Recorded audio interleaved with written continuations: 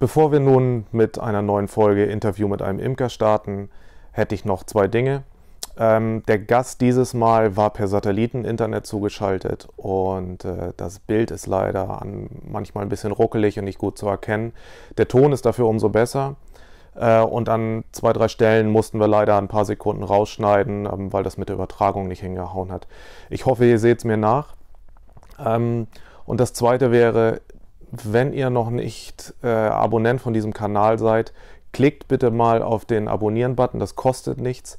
Das hilft mir aber ungemein, wenn ich mit größeren Imkern in Kontakt trete und frage, ob sie mal uns ein paar Fragen beantworten würden. Dann guckt man natürlich auch auf die Abonnentenzahl von dem Kanal und da würde es helfen, wenn wir möglichst viele sind, so dass wir auch große Imker vor die Kamera kriegen und die Chance haben, da ein paar Fragen zu stellen. Und jetzt viel Spaß mit der neuen Folge. Willkommen zu einer neuen Folge Interview mit einem Imker. Wir haben heute Nicolas zu Gast. Nicolas ist Berufsimker in Norwegen, spricht aber Deutsch. Willkommen. Ja, durchaus. Danke. Hallo zusammen. Magst du dich selber kurz vorstellen? Ja, wir haben ein bisschen, ja genau, Ja. Das wollte ich gerade machen. Wir haben ein bisschen zeitverzögert, das Ganze durchs langsame Internet hier. Ja, Nicolas Bittern heiße ich und ich wohne hier nördlich von Oslo, 2 Stunden in ziemlichem rauen Klima, sagen wir mal so typisch kontinentales Klima und habe hier eine Imkerei mit, dieses Jahr habe ich 220 eingewintert, Völker natürlich. Genau, und lebe hauptsächlich vom Honigertrag und Königinzucht nebenbei. Ja. Wir hatten da vorher schon mal drüber gesprochen.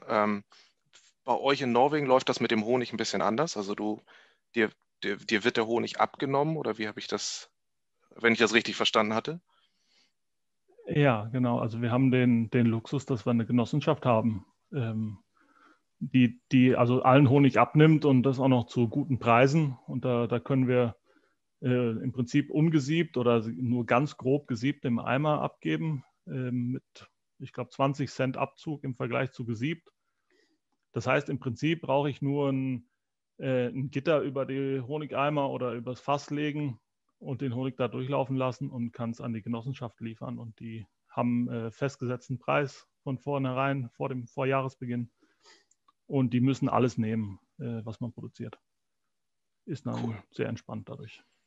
Und das heißt, du kriegst einen festen Preis, egal ob du Blütenhonig oder Heidehonig oder so ablieferst?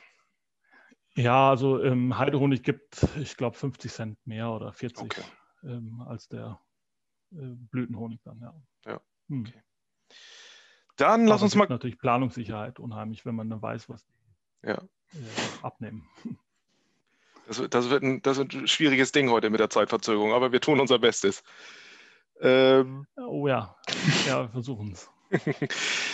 Dann lass uns mal drüber reden. Also du hast ein norwegisches Maß, was ähnlich zu Zander oder Deutsch Normal ist, wenn ich mich richtig erinnere, oder? Ja, also ich habe nochmal nachgerechnet. Es ist tatsächlich eher wie das Zandermaß von der Wabenfläche her. Und genau, das ist halt ein Standardmaß. Es gibt nur ein Maß, ganz entspannt, kann ich jedem Deutschen empfehlen. Da gibt es auch wenig Diskussion, was das Beste ist und was das Schlechteste ist. Und hin und her, es gibt halt ein Maß und davon gibt es Halbkästen und Ganzkästen. Und das war's. Und wie sehen die im Moment aus bei dir? Ein Kasten oder 2, 1,5? Genau, also im Moment ist ja bei uns tiefster Winter. Also wenn ich da bei euch sehe, da fliegen irgendwo in Süddeutschland Bienen durch die Gegend. Da sind wir noch weit von entfernt und die sitzen, also es wird grundsätzlich einräumig überwintert und das auch nicht auf voller Tafelanzahl, sondern angepasst auf den Bienensitz auf zwischen 6 und 8, manchmal 9 Tafeln. Praktisch nie auf 10 Tafeln. Und du setzt dann Styropor mit rein, also in die Freiräume um die Fläche zu verkleinern und um ihnen mehr Möglichkeiten zu geben, zu heizen oder zu wärmen?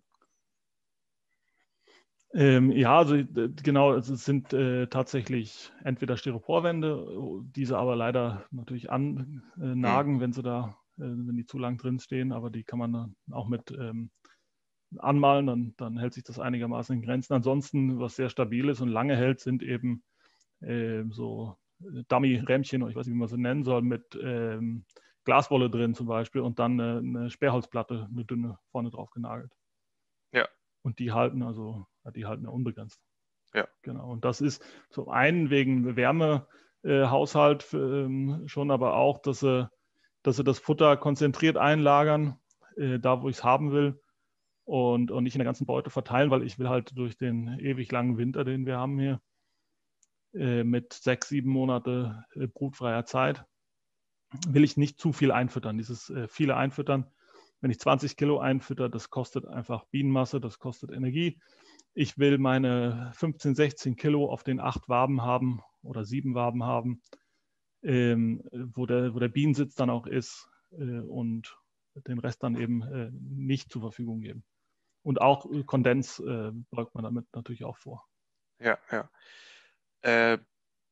Du hast Styroporbeuten und geschlossenen Boden und überwinterst auf nicht voller Stärke. Jetzt werden wir wahrscheinlich irgendwie in Deutschland die Hälfte der Imker aufschreien und sagen, wie kann er nur? Erklär uns ein bisschen, wie das funktioniert oder was der Gedanke dahinter ist, wie das in Norwegen bei euch läuft. Also ich habe auch schon auf offenem Boden überwintert, aber ich habe wirklich den Eindruck, dass sie mit einem zumindest größtenteils geschlossenen Boden ruhiger überwintern, gerade wenn da wenig Schneelage ist und wir da Richtung 30 minus gehen, dass sie dann eben ein bisschen geschützter sind, auch wenn Wind weht und so. Dann habe ich im Prinzip einen Schieber drin, das ist eine diffusionsoffene, also das spielt letztendlich keine Rolle, aber es ist letztendlich eine Holzfaserplatte, die eine Beschichtung auf einer Seite hat, dass sie wasserabweisend ist. Und die schiebe ich mit dieser beschichteten Seite unten in das Bodenbrett rein. Und dadurch habe ich dann das Flugloch in voller Breite.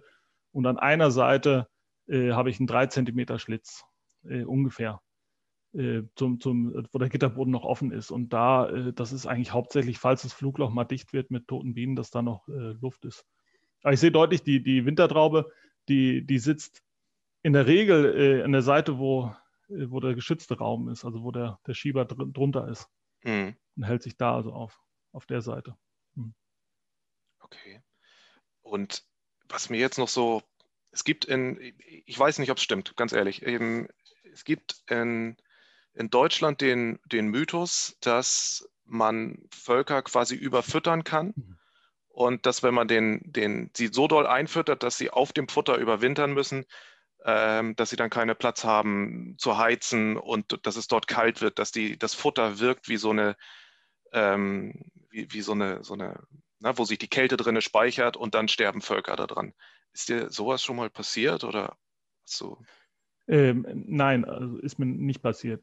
Ich kenne die Idee auch.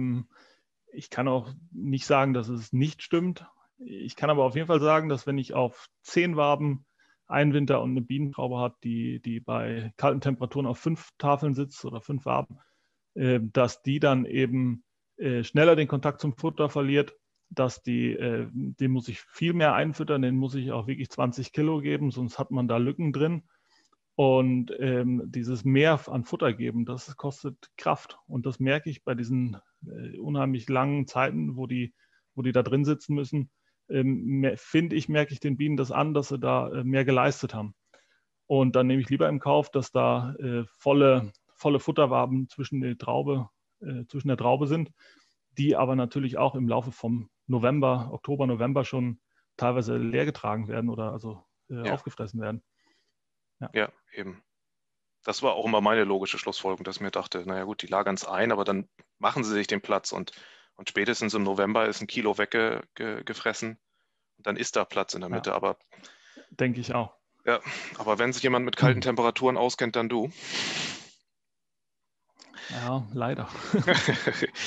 So, du sagtest 6, 7 Monate brutfrei, das heißt, bei euch ist Ende September dann wahrscheinlich Schicht mit Bienenflug? Anfang September. Also Anfang mit Bienenflug. Ja, die fliegen tatsächlich noch ein bisschen länger als Anfang September. Also wir haben auch noch ein paar schöne Tage im Oktober. Aber wenn die aus der Heidetracht nach Hause kommen, hole ich alle hier auf den Hof und fange also letzten Tage im August dann einzuwintern. Da ist noch Brut da. Und dieses Jahr war die Grenze 5. September, waren die brutfrei. Im Prinzip 5. bis 10. September. Wahnsinn. Und das bleiben sie dann auch bis, im Prinzip bis Ende März auf jeden Fall, manchmal bis Mitte April auch. Oh ja, das ist nicht schlecht. Das heißt, zwischendrin, ihr Norweger macht einmal Oxalsäurebehandlung, damit seid ihr dann mit Varroa durch im Winter? Ja, genau. Also einmal im November. Das heißt, du machst es auch recht früh? Weil auch hier ist immer noch die Diskussion manchmal, die Bienen werden nicht besser davon, also schieben manche das so weit wie möglich nach hinten heraus. Andere sagen, naja gut, die sind halt im November brutfrei und dann macht man das. Siehst du da irgendwie einen Unterschied oder machst du es einfach, wenn du siehst, dass sie brutfrei sind? Ja, also vom Prinzip her, das hat mehr praktische Gründe, wann ich das mache. Also ich weiß, dass sie brutfrei sind. Besteht natürlich eine Chance, dass noch ein paar Eier gelegt werden, aber ich habe den Schleuderraum voller Honig, der geschleudert werden muss. Und ich habe auch irgendwann die Schnauze voll mit Einwintern und Futter rauspumpen und verteilen. Und dann will ich einen Monat Ruhe haben und auf die Jagd gehen und irgendwie mal was anderes sehen als Bienen. Und dann freue ich mich auch wieder im November dran zu gehen und mir die Völker auch anzugucken und dann sagen wir das Resultat vom Jahr zu sehen und zu sehen, wie sind die Trauben, sind da Trauben bei, die schöne Trauben durchweg oder nicht. Also ich habe ja schon, ein paar kennen vielleicht das Bild, habe ich ja gestern beim Vorgespräch mal mit dir gehört, das ist anscheinend rumgegangen, dieses von den Wintertrauben. Ja. Das mache ich jedes Jahr, von jedem Bienenvolk ein Foto. Und schön der Reihe nach, dass ich weiß, wo welches ist. Dann kann ich mir auch mal die starken rauspicken im Frühjahr und merke, okay, da ich weiß, da ist ein starkes Volk drin, ist da noch genug Futter drin. Und auch allgemein zur Planung natürlich Gold wert, so eine Aufzeichnung von Bildern. Und da habe ich keinen Bock zu, wenn ich da gerade fertig bin oder noch mitten im Schleudern bin. Und das will ich ganz in Ruhe machen, wenn ich schon wieder Lust auf Bienen kriege. Ja, verstehe ich. Ist auch die Hölle. Also wie viele Leute schon an den Völkern rumwursteln und ich ertappe mich ja auch dabei, immer mal wieder zu gucken und mal bienenfreie Zeit ist furchtbar. Aber bei euch ist sie dann noch länger. Wann gehst du das erste Mal dann wieder ran im neuen Jahr? Also ich mache eine Runde beim Reinigungsflug und den kriegen wir, wenn wir Glück haben, Ende März. Und da mache ich die Deckel einmal auf, passe den Bienensitz nochmal an, mache einen kurzen Futtercheck von oben, schreibe die Volksstärke drauf und gucke, wenn ich den Eindruck habe, das ist ein weißeloses Volk, dann habe ich so ein geschlossenes System mit einer Art Mini-Plus, die ich überwinter. Und da habe ich dann Reservekönigin in zweigeteilten Völkchen, wo ich dann also eine rausnehme und das Trendsheet dann ziehen kann. Und das war's dann. Also ich gehe nicht und ziehe Rahmen Ende März. Das ist einfach nur ein grober Check. Weiselrichtigkeit auch nur anhand der Bienen, wie die sich benehmen. Und dann werden sie ein bisschen nach Stärke sortiert schon auf die Außenstände gebracht. Okay. Dann haben wir, was sagtest du, Ende März, Anfang März? Irgendwie sowas. Ja, Ende März auf jeden Fall und teilweise Anfang April auch. Ja. Genau. Und dann winterst du die aus und dann fängt bei euch auch die Weide als erstes an, wenn ich mich recht erinnere. Und dann geht es los, dass sie Nektar schon eintragen und für dich ist es dann wie eine Aufbautracht oder wie muss ich mir das vorstellen? Also allgemein haben wir keine Tracht, die vor der Himbeere, die also am 10. Juni anfängt, die so viel Überschuss gibt, dass wir dann an Honigraum denken brauchen. Also wir setzen die Honigräume dann wegen der Bienenmasse Mitte Mai auf. aber auf keinen Fall jetzt wegen der Obstblüte, weil wir da meinen, wir könnten da einen Honigраum mit Honig ernten. Das gleiche mit der Weide, das gleiche mit dem Löwenzahn. Das sind alles Aufbautrachten, wo man auch trotzdem noch aufpassen muss, dass einem die Völker nicht verhungern auch. Ja, ja. Aber du probierst sie beim Auswittern so eng wie möglich zu halten und dann spät den Honigraum draufzusetzen, sodass dass sie von der Wärme und von der Kiste einen Vorteil haben. Ja, auf jeden Fall. Also ich gehe her und suche mir so vor Trachtbeginn suche ich mir starke Völker raus und schröpfe die und gebe, also ich gleiche alle Völker letztendlich aus und das ist dann in dem Fall Anfang Mai. Und um die Starken zurückzunehmen, um eben nicht gezwungen zu sein, einen Honigraum draufzusetzen, eigentlich verfrüht, wo wir Nachttemperaturen mit Minus noch haben bis Ende Mai.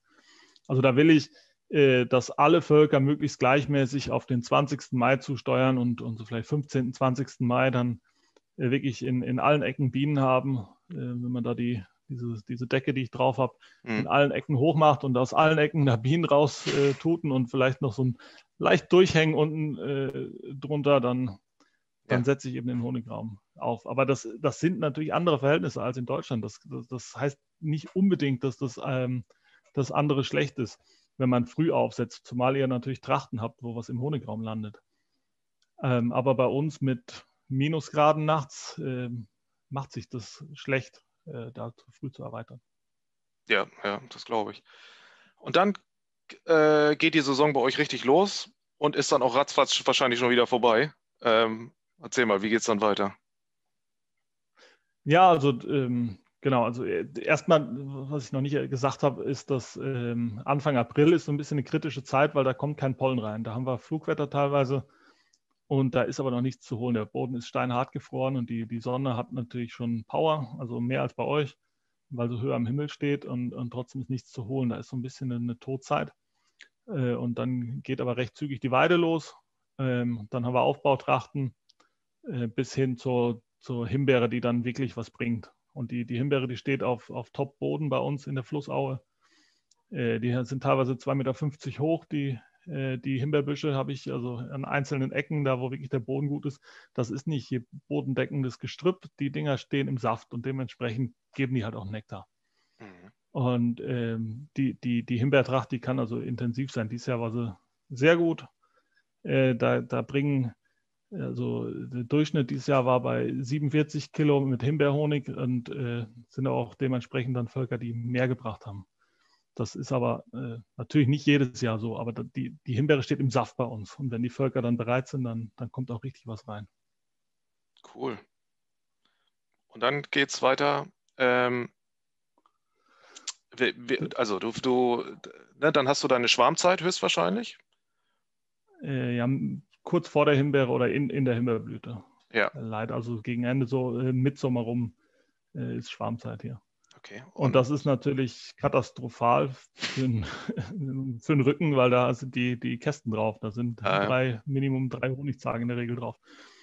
Und absolute Herausforderung da, dann auch mal zu sagen, jetzt hauen 5% ab oder 10%, bevor man sich den Rücken kaputt macht. Was ich nicht gut kann. Also nee, glaube ich. Drehe ich mich im Schlaf nochmal rum und denke, verdammt, ich hätte doch nochmal den Kasten runterheben sollen. Ja. Aber da geht halt irgendwann nicht mehr. Ja. Und aber machst du dann irgendwas? Also, oder sagst du einfach, ist halt so, wie es ist? Ja, ich versuche das natürlich abzufangen, indem ich dieses Ausgleichen mache, Anfang Mai. Das ist einmal da, um wirklich den gesamte Imkerei auf Vordermann zu bringen, dass alle Völker alle Königinnen möglichst viele Eier legen, dass ich eine Top-Bienenstärke, gesammelte Bienenstärke in der Himbeere habe und eben die Schwächlinge kommen, aber auch die Stärksten hauen mir nicht zu früh ab und das hilft ungemein. Also das ist 2 Wochen Arbeit oder eine Woche Arbeit auf jeden Fall, die auszugleichen, aber das gewinnt man dann später wieder. Ja. Okay. Und schröpfen tust du dann gar nicht? Du warst schon mal bei Lothar in dem Bienen-Podcast zu Gast und ich habe, wenn ich mich richtig erinnere, sagtest du, dass du gerade 60 Brutwaben im Kofferraum hast und gar nicht weißt, wohin damit und eigentlich schon genug Ableger hattest. Schröpfst du dann, wenn du das Gefühl hast, hier ist zu viel Power drin? Ja, das ist das Problem, was ich jetzt im kommenden Jahr, wo ich damit zu tun haben werde, denke ich, weil die letzten Jahre bin ich immer noch kräftig gewachsen und da kriegt man so Brutwaben unter. Das ist kein Problem. Zum nächsten Jahr sieht es aus, als hätte ich einiges an Ablegerbestellungen, was ja dann auch okay ist. Ja. Aber letztendlich muss man dann natürlich irgendein System haben. Man kann das ja auch wieder zurückführen in die Königinnenzucht, was natürlich auch schön ist, da so Ressourcen reinpowern zu können und wirklich Mike Palmer Zellenbauer zu machen. Oder wie sagt man, Starter oder auf Deutsch weiß ich gar nicht, was man sagt. Auf jeden Fall diese Ressourcen dann wieder da rein zu kanalisieren. Macht natürlich Spaß, habe ich auch letztes Jahr teilweise schon gemacht. Aber das ist natürlich absolut eine Herausforderung, gerade dann mitten in der Himbeere mit schweren Kästen und dann gehen die Völker in Schwarmtrieb über. Ja.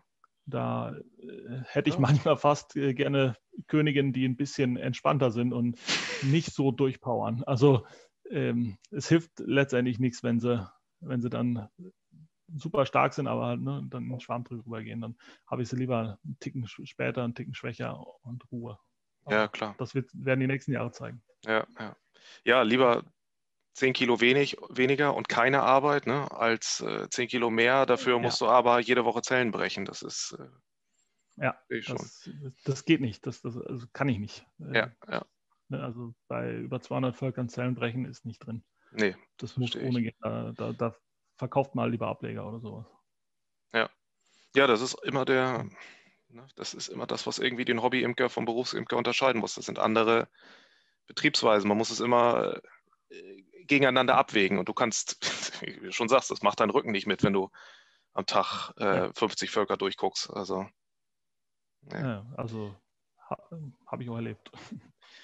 Wo du gerade sagst, Mike Palmer, machst du Ähnliches wie er? Also ich habe letztes Jahr angefangen, mir ein paar von seinen, wie sagt er, 5s over 5, also 5 Brutwaben in einem schmalen Kasten, darüber dann nochmal 5 Brutwaben und dann teilweise noch einen Honigraum drauf.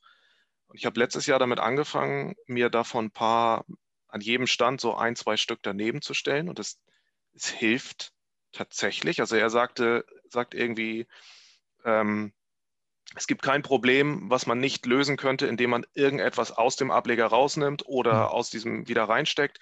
Du kannst im Prinzip jedes Problem mit dieser kleinen Einheit lösen, wobei die Einheit selber meistens nie Probleme macht.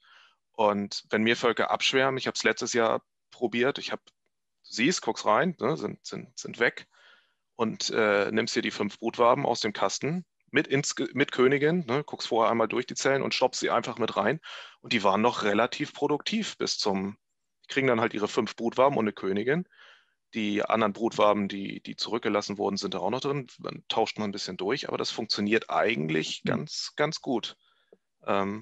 Machst du sowas Ähnliches, wenn du schon Mike Palmer... Ja, also im Prinzip ja und nein. Also ich habe zwei Sachen kombiniert. Also zum einen habe ich eigentlich immer so 10, 12 Zweiköniginnenvölker, die auch einzagig überwintert werden, also 5 Tafeln auf jeder Seite und auch durch den Sommer auf 5 Tafeln geführt werden. Und zum anderen habe ich eben jetzt über die letzten Jahre mehr und mehr das gemacht, dass ich im Prinzip die Natur ein bisschen versuchen nachzuahmen mit diesen kleinen Schwärmen, die rausgehauen werden in der Schwarmsaison. Und zum gleichen Zeit mache ich eben kleine Ableger oder kleine Kunstschwärme. Vielleicht 1, 2 Bruttafeln, 2 Bruttafeln in der Regel. Eigentlich zu spät zum Überwintern. Und den Verlust, den es in der Natur gäbe, den nehme ich im Herbst. Das heißt, wenn ich die Völker aus der Heide hole, habe ich 30, 40 Ableger zu Hause stehen, die zu schwach sind zum Überwintern. Und da jedes Volk, was mir nicht gefällt, kriegt den Ableger mit einer neuen Königin, also mit der Königin dazu zum Einnehmen. Dann setze ich so rein in den Kasten. Und ich habe das Gefühl, dadurch hebe ich natürlich insgesamt das Niveau, wenn ich die 30 Schwächsten von meinen 220 rausnehme und die eben so hebe, dass sie im oberen Mittelfeld sind, dann habe ich natürlich insgesamt meinen Durchschnitt erheblich verbessert. Und das ist ja das, was die Natur auch macht, also nicht in dem mit Verstärken, aber die schickt eine große Menge raus an Schwärmen und reduziert dann wieder auf das, was taugt. Und ich lasse die Bienen halt nicht sterben, sondern führe sie zurück in meine Wirtschaftswelt. Und da habe ich ein ganz gutes Gefühl bei. Ja, definitiv. Guter Gedanke. So, Doppelvölker. Jetzt, wer meinen Instagram-Account gesehen hat, weiß, dass ich dieses Jahr unbedingt endlich mal ausprobieren will. Erklär mir wie. Also du überwinterst die in den kleinen Einheiten ohne Futter? Also normalerweise kenne ich das, dass man sagt, Abspeckgitter drauf und dann noch irgendwie ein Honigraum oben drauf, dass sie was haben? Und du lässt sie auf den 5 Waben, wie sie sind, oder? Ja, also die im Winter auf 5 Waben und also grundsätzlich will ich dir mal sagen, das macht keinen Sinn bei Königenvölker. Okay. Das ist absoluter Schwachsinn. Super. Also es macht so gesehen Sinn, dass du früh Bienenmasse hast. Du hast Bienenmasse für Begattungskästchen, du hast Bienenmasse für eine frühe Königinzucht. Ansonsten hast du nur Ärger und viel zu viele Bienen und viel zu schwer und du musst da wirklich aufpassen. Ich hatte jetzt ein Volk diesen Sommer, ich dachte, alles ist gut, ich habe sie geschröpft, versucht unten zu halten und Ergebnis war, die standen auf, also unten den 5 Tafeln auf jeder Seite, Abspeckgitter geteiltes und dann 5 Honigräume. Rappelvoll. Ich wollte den 6. drauf tun, weil ich dachte, wird ein bisschen eng, guck da rein, komplett leer das Ding, ja, alle weg. Und das ist einfach so ein Verlust und so überflüssig. Und noch dazu musst du dann die ganzen Honigräume runterräumen, um eben so Schwarmverhinderungen zu machen und so. Du hast mehr davon, da sind dann Völker bei, die bringen 85 Kilo. Aber was hat man davon, wenn man die nebeneinander hinstellen kann und jedes bringt 35 oder 40 und man ist 3-mal so schnell damit fertig? Ja, also, hast recht. Es ist Plackerei. Aber es sieht nach so viel Spaß aus. Ja, ich mache das auch. Ich habe auch auf dem Instagram, ich weiß nicht, ob du das gesehen hast, so ein Poserbild sitzt hier habe ich gesehen. So einem tiefen Turm von Pisa drauf. Ist natürlich toll. Macht sich gut. Überall. Finden alle klasse. Aber wenn man mit denen dann auch noch wandern will und so, also dann brauchst du immer mindestens einen Honigraum mehr beim Wandern. Und das macht dann einfach kaputt. Ich mache es trotzdem. Ich habe ja 10 Stück jedes Jahr. Man muss also wirklich konsequent die auf die Nuss hauen, hätte ich mal gesagt. Also jedes Mal, wenn du da bist, musst du da Brut rausziehen, und auch immer doppelt so viel, wie du jetzt vom Gefühl her machen würdest, was gesund wäre. Also du musst wirklich konsequent die auf die runterziehen, sozusagen, dass sie nicht abhauen. Dann geht's. Ja, bin ich mal gespannt. Wobei, ich meine, 5, wenn ich es umrechne in 5 mal Zander, ist natürlich auch schon echt, das ist wenig, ne? Kann ich schon verstehen, wenn du da 2 Königinnen drin hast und so, da kommt eine Bienenmasse zusammen, wenn die dann abhauen. Das ist schon ordentlich. Das ist bitter, wenn dann solche abhauen. Ja, das glaube ich. Wo waren wir stehen geblieben? Ja, das ist nach der Himbeere im Prinzip waren wir jetzt. Ne? Also die Himbeere ist durch und dann bin ich leider immer noch so, dass ich selber meinen Honig schleuder. Das heißt, dann stehe ich natürlich viel im Schleuderraum, wo ich eigentlich vielleicht eher bei den Völkern sein sollte. Weil dann haben wir eine Trachtlücke. Zumindest, also Nektar-Trachtlücke, also Pollen kommt rein. Und dann haben wir so auf jeden Fall 2 Wochen, wo wenig passiert, wo man sich eigentlich auch um vieles kümmern könnte, was Königin-Tauschen angeht und so. Und dann geht es ab 20. Juli rum, fahre ich 4 Stunden in die Heide. Also auf zwischen 700 und 900 Metern Höhe, 1000 vielleicht manchmal, ganz knapp. 4 Stunden. Und dann haben wir eine schöne zweite Tracht. Ich habe gesehen, du hast was ist das, ein Bus irgendwie, so ein Sprinter oder sowas? Ein Crafter. Also auch gleich. Ja, und da kriegst du jetzt so geschätzt vom Foto vielleicht 20 Völker rein. Wie gehen die restlichen 180 mit? Nee. Also ich was kriege ich denn mit? Ich fahre immer so Touren von 50 Völkern. Vielleicht manchmal 60, 65, wenn es. Nur in dem Crafter? Nee, mit Anhänger noch. Okay. Also ein Anhänger, aber ich habe zwar den Führerschein, Anhängerführerschein, BE, aber dadurch, dass der Crafter 1,5 Tonnen zuladen darf, ist das hinten auf 2 Tonnen begrenzt und damit bringt es dann nicht mehr so. Also ich kann jetzt nicht beliebig großen Anhänger hinten dranhängen. Ja. Aber in den Crafter, ich kann in 2 Höhen stapeln. Da ist Standhöhe da drin, also der ist über 2 Meter. Ich bin knapp 2 Meter, dann ist der auf jeden Fall größer. Das heißt, ich kriege auf eine Fläche, glaube ich, 16 Völker, also theoretisch 32 Völker. Okay. Könnte sogar noch Ableger oben drauf tun, wenn ich, Ja. also einzagige. Okay. Genau, also das ist kein Problem. Und hast du, wenn du sagst Styroporbeute, geschlossener Boden, wanderst du mit einer Zarge ohne Futter und ohne Belüftung irgendwie? Oder sind da Belüftungsgitter drauf oder langt dieser kleine Schlitz, von dem du vorhin gesprochen hast? Nee, also diese Platten nehme ich raus mitten im Sommer. Also wenn sich die Gelegenheit bietet, irgendwie, wenn eine zweite Honigraum draufkommt oder sowas, bevor es schwer wird, auf jeden Fall, dass ich meine Beuten sind ein bisschen, also die Bodenbretter habe ich selber gebaut und von der Umsetzung her war es einfacher, die seitlich rein und rausschieben zu können. Und das war so ein Vorteil von der Bauart her, dass ich das gemacht habe. Dann muss ich die teilweise ein bisschen drehen, um rausziehen zu können, den Schieber. Deswegen mache ich das dann so spät wie möglich, aber so früh wie nötig, bevor sie zu schwer werden oder zu hoch. Und dann wandere ich eben mit offenem Gitterboden und meistens noch oben Wandergitter drauf. Dieses Jahr bin ich aufgestanden, ich hatte Anhänger gepackt, Auto gepackt und wollte los. Dann setze mich ins Auto. Ja, ist kalt heute. Was ist denn los? 4 Uhr morgens. Ja gut, ist wahrscheinlich kalt. Man das Auto anguckt, 0,5 Grad plus. Ja. Also da braucht man sich beim Wandern auch nicht so viel Gedanken machen. Da habe ich noch Albträume gehabt danach. Ich wusste, dass ein Imkerkollege die Nacht danach wandern sollte und ich habe geträumt, der hat mich angerufen, der konnte die Bienen nicht abstellen, der Schneepflug hatte dem in meinem Traum natürlich den Platz, so eine kleine Einfahrt hatte der ihm zugeschoben und er sagte, ich krieg die Bienen hier nicht, du musst hochkommen mit dem Spaten, wir müssen da freischaufeln und ich da hoch. Also so Gedanken fährt man dann in die Heide hoch, wenn man da bei 0,5 Grad auf 200 Höhenmetern anfängt und auf knapp 1000 hoch will, da denkst du, das kann doch nicht gut gehen. Katastrophe. Ja. Ich fahre die da in den Tod rein. Aber hat hingehauen. Nichts passiert. Honig das ist sehr gut. Alles. Okay, ja, gut. Ja, schön. Dann ist ordentlich Heidetracht.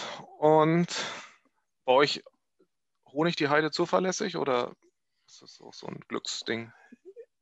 Ja, im Prinzip schon. Also das ist jetzt nicht die Riesentracht. Also wir sind da 25, 30 Kilo ist normal, in guten Jahren mehr, in schlechten Jahren auch weniger. Die schlechten Jahre, die wirklich schlechten, die sind selten. Insofern würde ich schon sagen, zuverlässig. Also die Küstenheide ist noch ein bisschen zuverlässiger, wetterbedingt, ne? Also einfach, dass auf praktisch 0 Höhenmeter sind. Ja, bei 25, 30 kann man, glaube ich, von zuverlässig sprechen. Das ist schon gut. Ja, und man kann auch viele haben. Also wenn die Heide honigt, dann dann kann man fast nicht zu viele Völker an einem Standort haben. Mhm. Also ich habe dieses Jahr hatte ich auf einer Strecke von 1,6 Kilometern hatte ich weiß nicht mehr, 68 oder 76, irgendwo da um den Dreh, Völker stehen auf der kurzen Strecke an dem Weg entlang. Haben alle Honig gebracht. Also die scheint, wenn sie gibt, auch dann zu geben, wirklich. Ja. Oh, cool. So, und dann kommen die Völker zurück. Du hast mir im Vorgespräch schon gesagt, du hast kein Avant, sondern es ist alles Muskelkraft. Das heißt, wenn die Völker dann zurückkommen, sind die Völker fertig und du auch? Oder? Ja, also ist schon anstrengend, aber ich ernte die ab. Also die kommen auf den Brutraum nach Hause. Ja. Das ist natürlich dann auch wieder ein bisschen riskant. Da muss auch mit Wandergitter gearbeitet werden, sonst ist es einfach, da ist die ganze Bienenmasse in dem einen Kasten drin.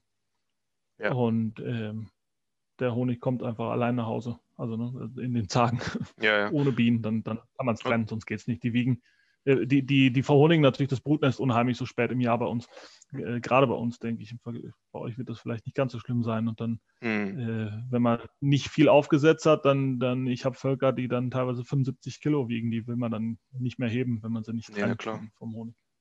Ja, klar. Und du erntest aber mit Bienenfluchten oder pustest du raus, oder? Mit Bienenfluchten und dann gepustet, genau. Also diese 75 Kilo ist ein Honigraum dann. Also ein Honigraum und Brutraum, das wiegt dann 75 Kilo. Und zwei Honigräume geben wir im Prinzip in der Heide nicht. Dann fluchten wir und setzen neu auf. Ja. Und wir dürfen in Norwegen auch den den Honig zumindest ein bisschen nachtrocknen. Also das gibt kein Regelwerk, das sagt, dass man es nicht machen soll. Das ist gerade bei dem Heidehonig auf der Höhe praktisch Standard, dass der zu hoch ist. Und da müssen wir trocknen. Und wenn er dann wirklich der Kasten voll ist, dann fluchten wir auch in der Tracht. Und wenn er dann zum größten Teil versiegelt ist und trocknen eben noch ein bisschen nach. Okay. Ein super Trick, um Honigertrag zu steigern übrigens. Wer das darf mit dem Nachtrocknen. Ja, wenn mehr Wasser drin ist, ist mehr Nektar, ja. Nee, der geht ja wieder raus. Aber Ja. auch die Bienen holen einfach betrachtlich viel mehr, wenn sie dann nochmal auf einem leeren Honigraum gesetzt werden. Das kannst du sehen auf den Stockwagen. Die holen das Doppelte rein an Tageszunahmen, wenn der Honig entfernt wird, anstatt dass aufgesetzt wird einfach nur. Okay. Das ist interessant, ne? Also ja, also ich überlege gerade, ne, weil oben draufsetzen, unten drunter setzen und so weiter, gibt's ja nun genug verschiedene Meinungen. Meine Meinung war immer, dass man, wenn man einräumig arbeitet, dass man die Bienen bitte nicht vom Futter abschneidet. Weil ich glaube, dass das große Panik auslöst, wenn du so wie bei mir halt ein Deutsch Normal 20 Zentimeter dazwischen setzt, wo plötzlich direkt über dem Brutnest gar nichts mehr ist. Deswegen habe ich ihm gesagt, okay, zumindest einen Honigraum drauf und danach kann man dazwischen schieben, oben drauf setzen. Das ist mir dann relativ, muss dann jeder selber wissen. Aber das wäre natürlich eine Sache bei Volltracht, eine Überlegung wert, da direkt drauf zu setzen und den anderen dann hochzusetzen, um das quasi vorzugaukeln. Also hier, was wir da machen, also die Temperatur da in der Heide bei der Höhenlage auch und so spät im Jahr ist gleichzeitig bei fallender Bienenstärke eben so ein Problem, dass wir im Prinzip, man kann 2 Honigräume geben, kann auch zur Not einen dritten geben, aber die Bienenmasse gibt es eigentlich nicht mehr her. Und dann sammeln sie deutlich besser, wenn sie nur einen Honigraum haben und nicht noch ein zweiter draufkommt. Und wenn sie dann noch den Stress kriegen, so hässlich das vielleicht sich das anhört oder für die Bienen letztendlich auch ist, wenn der dann noch weggenommen wird und die haben nur noch den Honig im Brutraum unten bei Volltracht, dann geben sie eben nochmal richtig Gas. Dann bringst du sie wieder zurück und dann wird eingefüttert. Dann sofort ans Einwintern. Also der Winter, der steht schneller vor der Tür, als man sich vorstellen kann. Also dann, ich versuche Futter auf allen Bienenvölkern bis 15. September drauf zu haben. Gut, das ist bei euch auch so wahrscheinlich, ne? Aber ihr fangt ja noch früher mit dem Einwintern an, wenn ihr keine späte Tracht habt. Aber bei uns ist es dann wirklich einfach eilig. Mitte Oktober oder 10. Oktober haben wir auch schon mal 10 Minus nachts. Und da bis dahin muss also im Prinzip das Futter drin sein.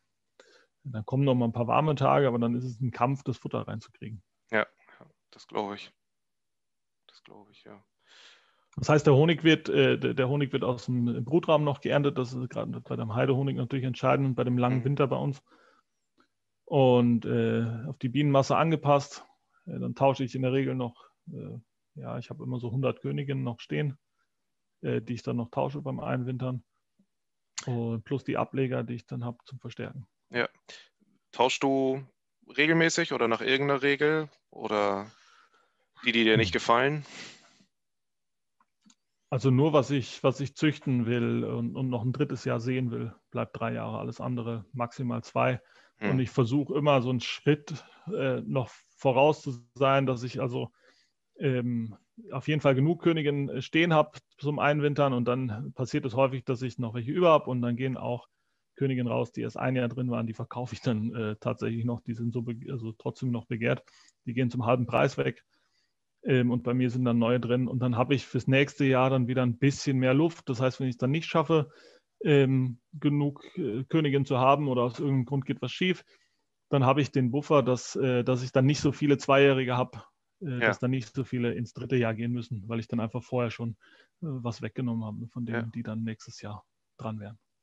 Ja, das ist eher vorausschauend. Kann ja immer mal sein, ne? Dass, ich weiß nicht, wann startest du mit Königinzucht? Kann ja wahrscheinlich auch noch schlechtes Wetter bei euch sein, ne? Also immer zu früh. Aber ich versuche am Nationalfeiertag eine Runde umzulaufen. Da ist der König schon und die Königin draußen. Norwegische, da versuche ich auch umzulaufen. Das ist ein gutes Zeichen, denke ich immer. Ist letztendlich zu früh, die muss ich dann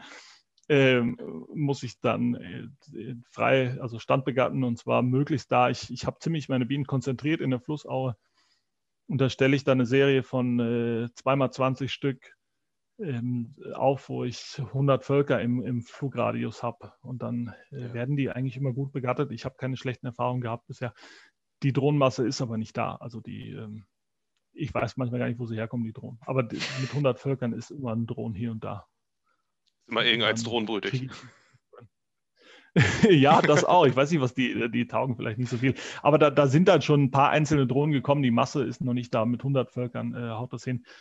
Ich habe noch keinen erlebt, die leer gegangen ist. Ja, sagt man noch. Ja, klar. Ist ja auch nochmal ein anderes. Ich habe gerade nochmal in einem Buch geblättert, und da geht es um die Königin, Vermarkter und Züchter aus Kalifornien und Hawaii und so weiter, und was die umsetzen, das ist, wenn du da hörst, naja, bei uns gehen halt so jeden Tag 1000 Königinnen raus, und im Jahr machen wir dann so mit Hawaii und Kalifornien zusammen, liegen wir da irgend so bei 350.000 Königinnen oder sowas. Das ist dann, brauchst ein paar mehr Drohnen. Nee. Erzähl mal ein bisschen, du hast quasi eine eigene kleine Belegstelle. Genau, also ich habe das Glück, dass ich hier in so schlechten Trachtverhältnissen zu Hause wohne. Also das ist ziemlich eine klare Grenze zur Flussaue und der Kiefernwald, in dem ich wohne. Und im Kiefernwald, da stellt keiner, der bei Verstand ist, seine Bienen freiwillig hin. Weil da ist einfach Blaubeere, Preiselbeere, die so früh blühen, dass da kein Honig bei rumkommt, und ansonsten Himbeere, wenn da mal was ist, dann ist die 30 Zentimeter hoch gefühlt. Und dadurch habe ich eben hier einen 10 Kilometer Radius zu meinen Ständen und 12 zum nächsten Imker, der Mellifera-Bienen hat, also braune Bienen, die ich natürlich bei meinen Carnicas drin haben will. Und ich habe es am Anfang versucht, Königinnen aufgestellt, ohne Drohnenvölker hinzustellen. Die sind nicht begattet worden. Klar, weiß man nie, kann immer mal ein Schwarm kommen, irgendwo in einer Baumhöhle sein in der Zwischenzeit. Aber ich habe da auch von den Ergebnissen her den Eindruck, dass das absolut sauber ist, was ich dann hier kriege. Zumindest so sauber, wie ich es eben hier anbieten kann oder aufstelle. Ja. Und was hast du denn jetzt vor mit der Belegstelle? Also du machst deine eigenen Königin da, du sagtest, du selber hast Carnica in den meisten Völkern. Dunkle Bienen gibt es bei euch aber auch. Und du sagtest, ich weiß gar nicht, ob es in dem Podcast war oder ob wir das im Vorgespräch drüber geredet hatten, du hattest vor, jetzt mit einem Bekannten zusammen auch eine eigene Linie dort reinzubringen? Ja, also das ist vielmehr, ich habe das die ganzen Jahre natürlich hier betrieben für mich selber, und auch so als kleines zweites Standbein habe ich, 150 Königinnen im Jahr verkauft, begattete, und nochmal so viele oder ein paar mehr unbegattete. Und jetzt habe ich, ist meine Freundin, die will mit einsteigen, die hat also immer schon mitgemacht. Jetzt hat sie gesagt, dass sie da wirklich auch mit einsteigen will. Und mit steigender Völkerzahl habe ich natürlich weniger Zeit. Und gleichzeitig habe ich einen Freund, der da auch noch mitmachen will. Und dann haben wir, ich habe über die letzten Jahre schon verschiedene Linien reingeholt, die mir gefallen haben, und getestet, mehr oder weniger. Und jetzt wollen wir diese Population ein bisschen schließen. Also ich habe 12 Linien jetzt, und dann wollen wir noch vielleicht 3 Stück reinholen dieses Jahr, und die Population dann erstmal schließen und vielleicht jedes Jahr noch eine Linie dazu holen und wirklich testen dann haben wir zusammen 400 Völker. Dann können wir wirklich Test machen. Ich habe übrigens noch mal reingehört bei dir, da ging es um Notate führen und diese Zettel, die immer verschwinden. Ja. Natürlich Katastrophe beim Wandern, gerade mit Wandergitter und so. Und da sind wir schon länger dran. Also grundsätzlich, was da interessant ist bei diesem Aufschreiben, ich mache hinten dran einen Streifen mit Ducktape, Gaffertape an den Kasten. Der hält Jahre. Da steht Auswitterungsstärke und wann welche Königin reingekommen ist. Und daneben vertikale Striche, 4 Stück mit einer Skala von 1 bis 10, so grob eingeteilt, und Reißbrettstiftchen, die man hoch und runter verstellen kann. Und dann ist also Honigertrag, Schwarmträgheit, Gemüt und ja, eventuell Krankheiten. Das habe ich teilweise auch wieder rausgenommen, weil ein Volk, was irgendein Zeichen von Kalkbrut zum Beispiel hat, das geht raus. Da gehen die anderen Reißbrettstiftchen auch ganz nach unten. Ganz nach unten ist am schlechtesten. Je weiter die hochgeschoben werden, desto besser. Das heißt, ich bin an einem Stand oder an einem Bienenvolk, arbeite daran, kriege 3 Stiche auf die Oberlippe, geht, sagen wir mal, der Reißbrettstift leicht nach unten bis ganz runter. Also recht, das kennt ja jeder, das muss einfach gehen. Sagst du ja auch, da in der letzten oder einer der letzten Folgen da, man hat keine Zeit, damit irgendwelchen Apps rumzumachen. Und diese Reißbrettstiftchen, die löst man mit einem Stockmeißel und schiebt sie auf der Skala hoch und runter. Und das ist eine Sache von keine 5 Sekunden, noch nicht mal. Ja. Und dann hast du wirklich die schnell raussortiert, also die auch durch die Schwarmzeit gehen mit einem Top-Honigertrag und also ohne zu schwärmen, kriegst du die markiert und rausgefischt. Ist nicht 100%. Ein Züchter schlägt vielleicht die Hände über den Kopf zusammen, der das Vollzeit seine Bienen bewertet. Aber also als Honigproduzent habe ich die Kapazität nicht. Und mit dem Tool kann ich da vielleicht noch das meiste mit meiner Zeit, die ich da zur Verfügung habe, rausholen. Und das klappt gut bisher. Ja. Wieder ein Vorteil von Styroporbeuten. Gehen die Reißzwecken ganz, ganz hervorragend rein. Gerade lustig, dass du das sagst. Gerade heute habe ich auch hier Reißzwecken gekauft, weil auch das für mich das einzige System ist, wo ich jetzt im nächsten Jahr mal probieren will, ob das für mich praktikabel ist. Christian, nicht mal mehr richtig auf die Reihe, wie alt die Königinnen sind, wenn du es nicht auf dem Kasten direkt markierst. Also du brauchst ja nicht aufzeichnen. Da verstellst du den Kasten und hast dein Buch nicht dabei oder dein Zettelchen und dann bist du raus. Also kannst du ja mal aus Spaß probieren. Mach ich. Mach 3 Linien. Mach so einfach wie möglich 3 Linien. Zack, zack, zack. Teilst sie grob ein, steckst mal alle in der Mitte drauf und dann, wann immer dem Volk auffällt, positiv, negativ, du merkst ja einfach, das Wichtigste für dieses Honigertrag, brauchst du noch nicht mal dran schreiben. Zweitwichtigste musst du halt die Reihenfolge einhalten. Ne? Kannst du jetzt nicht anfangen, ständig zu mischen. Da kommst du natürlich auch durcheinander. Ja. Aber also ich komme damit super zurecht. Das ist gut. Das höre ich mal. Eine Richtung. Ja, ich habe mir nämlich jetzt erstmal nur die Farben besorgt, um zumindest das Alter der Königin feststellen zu können. Aber das ist tatsächlich eine gute Idee. Da werde ich mal was bauen. Ja, ist die Frage, wofür du es brauchst. Ne? Also für mich ist es interessant wegen der Zucht, weil ich halt gerne die rausfischen will, die da sich abheben. Ja. Und wenn die, da ich ja auch, so in Norwegen gibt es wenig seriöse Züchter, einschließlich mir. Also ich versuche es so gut ich kann. Das ist nicht auf dem Niveau, wie ihr das macht. Ihr habt viel größeren Anteil noch an der dunklen Biene als wir hier. Ne? Das ist bei uns ja quasi.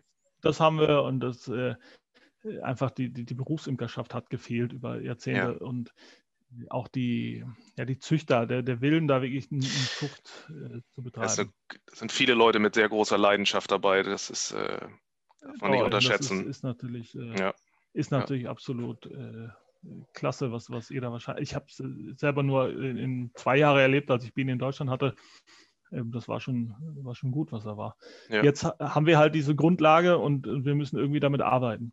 Und wir importieren nichts, was auch absolut Sinn macht, da wir keine Faulbrut haben oder also europäische hatten wir mal 1, 2 Ausbrüche ganz im Süden Norwegens, aber ansonsten ist krankheitsmäßig, virenbelastungsmäßig sehr wenig. Und da wollen wir jetzt eben diese Population, die wir haben, da haben wir jetzt Linien gefunden, mit denen man weiterarbeiten kann. Und da ist es natürlich dann wichtig, die zu bewerten und auch genug Völker zu finden, die was taugen. Damit nicht der Genpool nicht zu schlecht, nicht zu eng wird. Aber wir können nicht den tollen Züchter anrufen und sagen, schick uns doch mal die 2 Jahre leistungsgeprüfte Königin, wir brauchen neues Blut. Wir sind da absolut auf Vertrauensbasis auf andere angewiesen, wenn wir das nicht selber machen, wenn wir da nicht diese 15 Linien haben und als Minimum und dann da eben praktisch alle mit das Beste von allen versuchen mitzunehmen. Und da braucht es ein breit aufgestelltes System für irgendeine Bewertung. Ja, ja. Und du verkaufst eine Königin dann wahrscheinlich, also du sagtest, importieren dürft ihr nicht, aber exportieren dürft ihr. Das heißt, wenn jemand Interesse hat an dunklen Bienen oder deiner persönlichen leistungsgeprüften Carnica, könntest du auch nach Deutschland verschicken. Ja, also theoretisch schon. Also die Carnica, würde ich denken, wird sich jetzt die sind gut, die bringen richtig Honig, aber ich denke mal, ihr habt da besser durchgezüchtet, die auch wahrscheinlich für euer Klima besser sind. Also da will ich gar nicht irgendwie. Es ist im Moment super kalt hier, also. Ansonsten habe ich Zugang über einen Freund, der spricht sowohl, ist ein älterer Kerl, der spricht sowohl schlecht Englisch und gar kein Deutsch. Der hat also nicht den Willen und auch nicht die Möglichkeiten, da irgendwie was nach Deutschland zu verschicken. Über den käme ich an braune Bienen dran und das ist ja schon auch eine Idee auf Sicht, wenn die Nachfrage da ist, da auch was zu exportieren nach Deutschland. Und der hat Material, was wirklich, also die sind super ruhig, die bringen gut Honig, gerade in der Heide, haben ein bisschen mit Kalkbrut zu kämpfen, und das ist ja eine bekannte Sache bei den Melliferas, bei den vielen Linien zumindest. Aber da käme ich dran und ich weiß nicht, wenn da Leute Interesse haben und da genug zusammenkommt. Deine Kontaktdaten sind ja hier. Ja. Ja. Cool, super. Also im Moment so nicht, aber auf Sicht kann man dann mal gucken, wenn da die Nachfrage besteht. Ja, bestimmt, die Leute melden sich dann bei dir. Da bin ich mir sicher. Ihr habt Bären bei euch, oder? Ja, großer Mist. Habt ihr, also ist wirklich großer Mist? Für uns klingt das, also... Ja, also, ja, lustig. Nee, nicht lustig, es klingt wirklich völlig unglaublich, wenn du sagst, man kennt das, die Echt? Stories von Mike Palmer oder so, dass sie dann erzählen, hier Vermont, kurz vor der kanadischen Grenze und so, da kann ich es mir auch vorstellen, aber Norwegen ist jetzt nicht so weit weg. Hey, klar, also bei uns gibt es Bären, die streifen mal da durch, das ist aber jetzt nicht das Problem, aber da oben in der Heide gibt es massiv Bären. Also da sind jedes Jahr werden Völker kaputt gehauen. Und gerade wenn das irgendwie ab vom Schuss ist und weit weg, dann der nimmt ja nicht mehr als 1, 2 Völker in der Nacht. Aber wenn man eine Woche nicht da ist, dann hat er halt mal eben 14 Völker kaputt gemacht. Und Katastrophe, ja. Kriegst auch nur eine Versicherung, wenn du einen Zaun hast. Und der Zaun, also bei meinen Völkerzahlen, was bin ich bei 5.000, 6.000 Euro auf jeden Fall, was mich das kosten würde, plus dann Versicherung. Und dann bin ich lieber, dann ziehe ich meinen Wohnwagen da hoch oder miete mir ein Haus da oben und bin dann regelmäßig bei den Völkern und verfolge das mit. Ja. Das ist günstiger, als da alles andere zu machen. Ja, siehst du. Und wir beschweren uns hier über Spechte oder sowas. Das ist eine andere Hausnummer. Ja, cool. Spechte macht man so, ja. Ja. Du sagtest im Vorgespräch, dass eure Saison so kurz ist, dass ihr euch keine Fehler leisten könnt, im Gegensatz zu anderen Imkern in Europa, wo man Volksstärken nochmal ausgleichen kann, wo man nochmal ein bisschen spielen kann, wo man irgendwie was machen kann. Wie ist das so du sagst, du gleichst die aus einmal am Anfang und machst du wirklich manchmal Fehler, dass du sagst, okay, dieses Volk fällt komplett raus, das kann ich im Mai schon auf den Winter vorbereiten? Also nee, das Problem habe ich nicht, aber ich kann mir in dem Sinne keine Fehler erlauben. Also ich will jetzt keinem zu nahe treten, aber eine zage Mittelwende auf ein 2 bruträumig geführtes Volk eben, ja, lass es doch bei mir einen Monat später sein, nicht im März wie bei euch, sondern Ende April, wenn ich das machen würde, dann könnte ich einwintern, denke ich. Da wird gar nichts mehr passieren.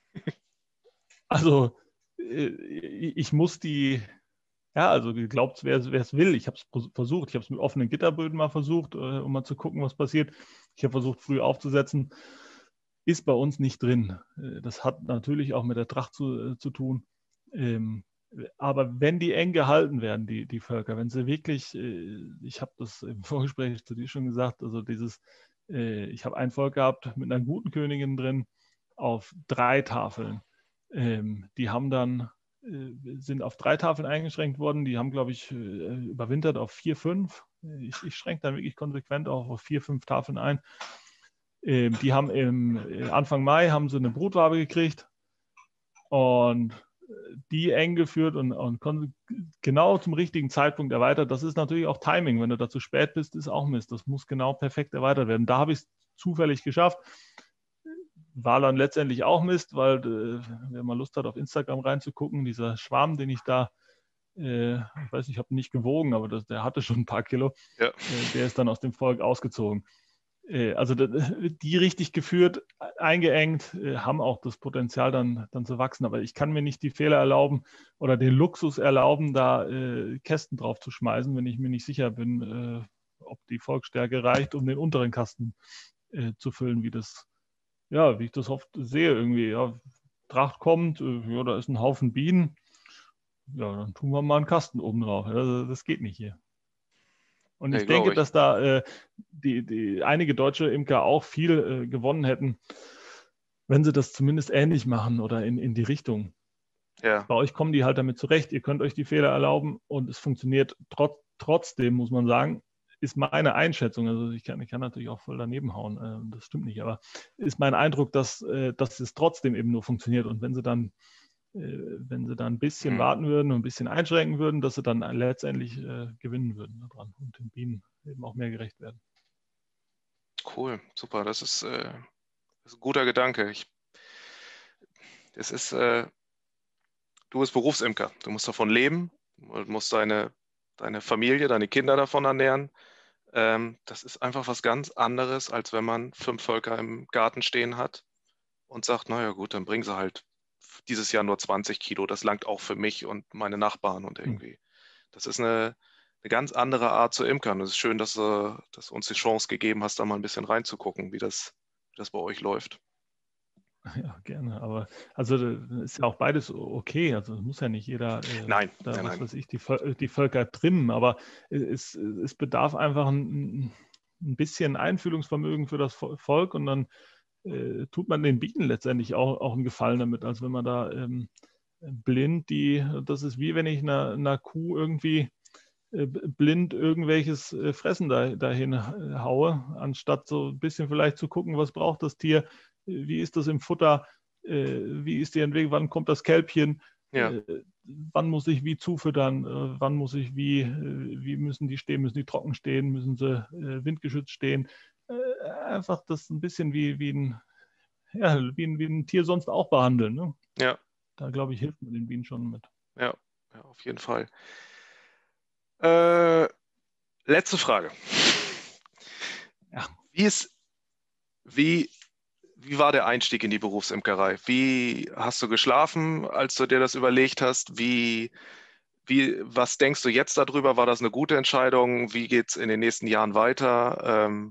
Erzähl mal ein bisschen, es gibt ganz viele Leute da draußen, die überlegen, sich irgendwann mal mit der Imkerei Geld zu verdienen. Und ganz viele Leute in Deutschland gerade, die sagen, mach das nicht. So, du hast das jetzt gemacht und bist auch noch sehr jung und hast auch 2 kleine Kinder. 3, ne? 3 sogar. tatsächlich, ja. So, erzähl mal. Wie schläft man damit? Ja, also man schläft. Wenn man nicht gut schläft, dann plant man. Aber, also ich zumindest. Ich schlafe sonst gut. Ich habe einen guten Start gehabt, also mit der Imkerei. Ich bin natürlich auch ein absoluter Bienen-Nerd. Ich mache nichts anderes. Zumindest im Sommer nicht. Ich lese Bienen, ich denke Bienen, ich rede über Bienen. Jetzt habe ich das Glück, dass nicht wie bei meinem Imkerkollegen, der hat eine Frau, der darf nicht am Essenstisch nicht mehr über Bienen sprechen. Das wäre bei mir eine Katastrophe. Also das ist einfach bei mir Thema, das ist im Kopf, das ist überall.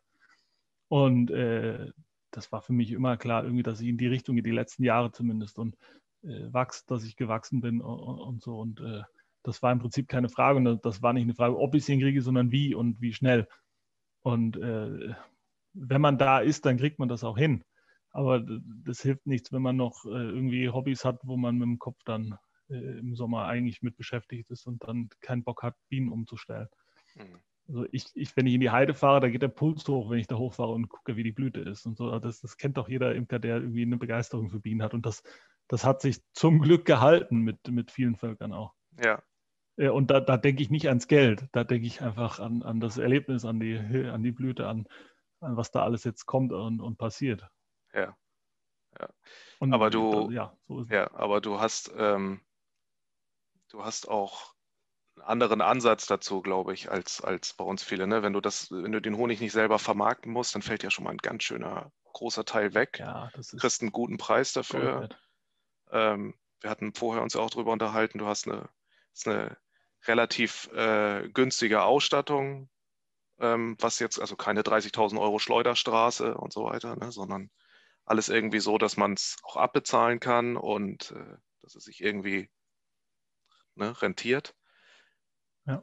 Wie? Ja, ich habe keinen Kredit aufgenommen und alles immer erst verdient. Also erstmal 40, 50 Völker parallel geführt zum Job, dann den Job gekündigt und dann wirklich umgestiegen.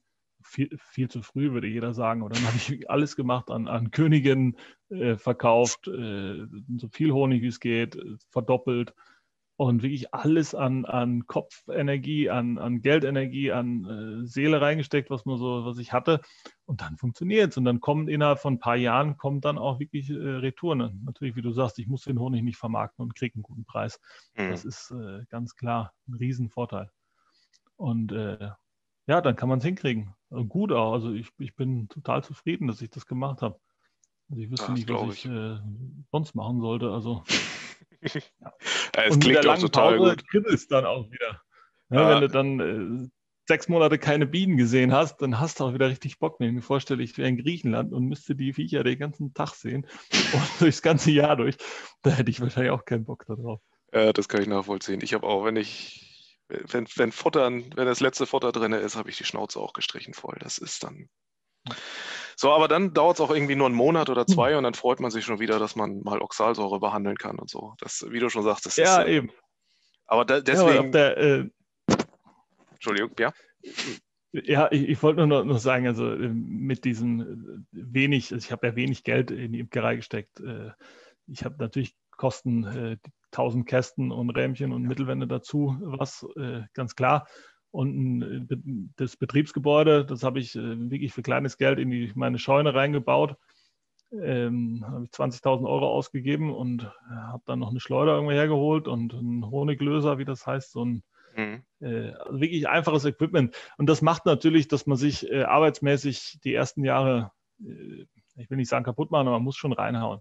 Ja. Aber man hat einfach nicht diesen riesen Sack auf dem Rücken mit einer Bank, die man bedienen muss. Ja. Und das da würde ich nicht schlafen, wie du sagst. Ja. Aber ich habe keine Schulden. Man hat Sicherheiten durch, ich weiß nicht, ob es das bei euch auch gibt, aber wenn ich Ernteverluste habe, die über 70% vom Durchschnitt der letzten 3 Jahre sind, dann kriege ich das bis auf 70% aufgestockt vom Staat. Nee, das kriegen bei uns andere Landwirte kriegen das, aber es war mal nicht. Ja. Nee, das mal in der Presse war das mal kurzzeitig, dass das mal jemand probiert hat.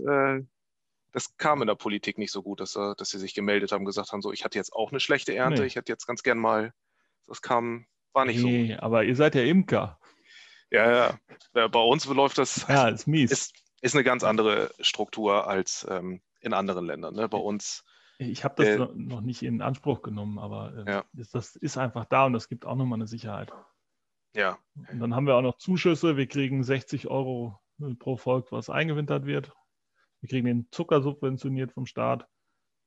Cool. Ich bezweifle, dass es irgendwo in der Welt besser, also ich will jetzt keine Werbung machen, bleibt ihr doch mal schön, wo ihr seid, aber bessere Verhältnisse, um eine Berufsimkerei zu starten, gibt es nicht. Und das wird wahrscheinlich auch nicht immer so bleiben hier. Also der Preis wird auch irgendwann mal in den Keller gehen, aber 8 € ungesiebte im Eimer, da kann man ja nichts sagen. Nee, das ist schon wirklich. Unbegrenzte Menge. Ja, cool. Ja, ich habe leider die Möglichkeit nicht. Ich hätte so Bock mal, was weiß ich, zu Michael Palmer zu fahren. Ich habe es echt verpasst. Die Chance habe ich jetzt nicht mehr. Ich kann nicht mehr weg. Ja, nach Neuseeland. ist witzig, ist genau das, woraus auch dieses YouTube-Ding mal entstanden ist, weil ich habe auch nicht die Chance. Ich habe zu derselben Zeit, wo die alle zu tun haben, habe ich auch zu tun. Neuseeland ist wäre nochmal eine andere Sache, ne? Aber da fliegst du ja auch nicht mal für eine Woche rüber. Ja, nee. Und es gibt so viele Leute, die so viel Wissen weitergeben wollen und man muss sie einfach nur fragen, ob sie mal eine Stunde Zeit haben, ein bisschen darüber zu quatschen. Und das war die Idee, wie man trotz Corona und trotz der weiten Entfernung teilweise mal eine Chance hat. Wer es auf Instagram mitgekriegt hat, ich habe von Mike Palmer eine Antwort bekommen, weil ich in einem Buch hat er ein Interview gegeben und ich habe was nicht verstanden und dann den Autor vom Buch, mit dem habe ich schon ein paar Mal gesprochen und der sagte dann, du, ich frage ihn, ist kein Problem. 3 Stunden später hast du von Mike Palmer eine Antwort, wie er das gemeint hat und wie seine Erfahrungen waren und so. Ja, das ist schon schön. Das ist schon schön, wenn man auch über den ganzen Globus irgendwie Kontakte hat und sich untereinander. Super Initiative da, die du Ja. da hast. Also ich habe das auch jetzt die letzte Zeit, bevor wir Kontakt hatten, da habe ich Bodenbretter zusammengeschraubt, hatte das da laufen. Super. Also wenn du irgendwie was Monotones machst, dann hast du ja auch Zeit und kannst zuhören und dich darauf einlassen irgendwie. Super. Sollten mehr Leute machen. Sehr gut. Nikolas, vielen, vielen Dank. Und danke dir.